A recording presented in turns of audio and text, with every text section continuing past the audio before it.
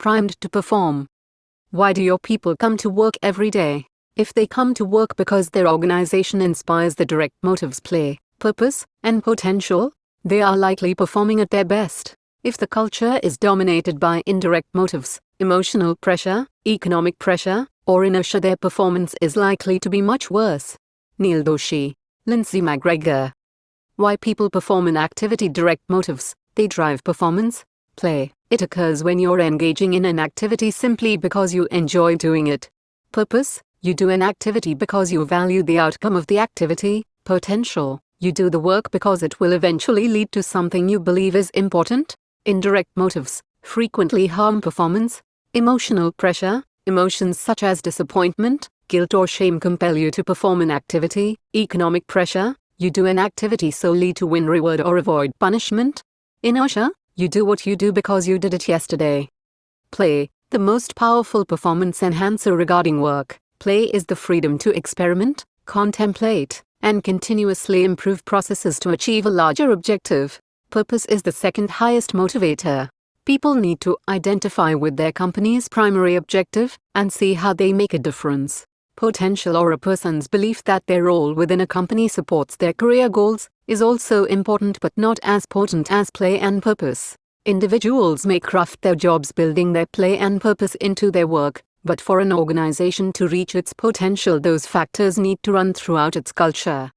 Money, an effective activator. Money might be the reason we accept a new position or promotion, but after the initial action, it doesn't motivate us to do better work. Emotional pressure, like the potential for prestigious promotions or recognition, doesn't motivate better work. Economic and emotional pressures often lead to gaming behaviors where people figure out how to get the rewards, not how to do the job better. Inertia, or just showing up every day, also doesn't motivate performance. Instead, it often produces free riders who come just for the check. Free riders and job crafters, they are people who show up for the money. They increase the size of a group but don't increase productivity. They are created when people don't see the value of their work, their individual contributions can't be determined, and they don't know the other people in the group. Job crafters build their own purpose and meaning into their jobs, which might motivate an individual to pursue their own agenda. For an organization to thrive, there needs to be a sense that we all have the same purpose and meaning embedded in the company's culture. Academic researchers have found that tactical performance goals focus people on just the appearance of competence. Adaptive goals focus people on becoming competent. Neil Doshi, Lindsay McGregor. Tactical performance goals and adaptive goals. A tactical performance goal is requiring workers to achieve a metric the organization has set to measure performance. An adaptive goal is asking employees to test new strategies regardless of the outcome to discover the best way to reach company objectives.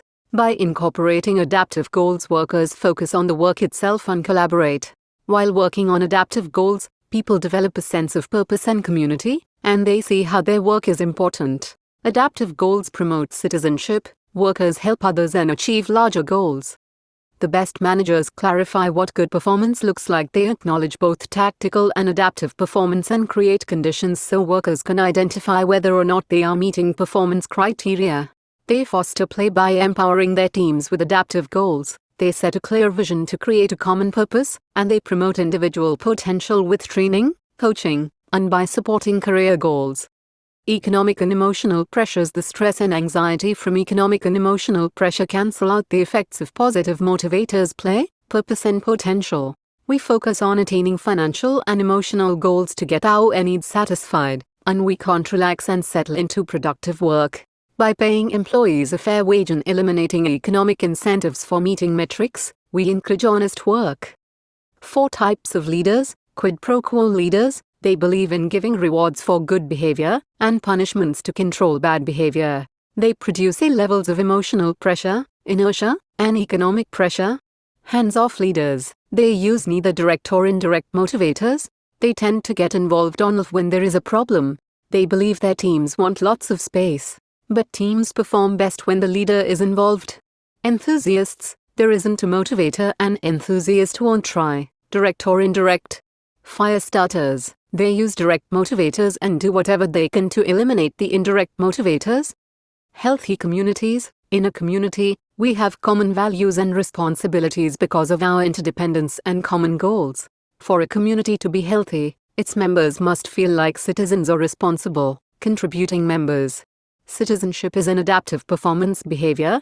When an employee helps out another colleague in need, or advocates for the organization when they are unmonitored, the organization does better. An organization's culture can either inspire citizenship and build an active, supportive community, or become a collective of free riders and job crafters,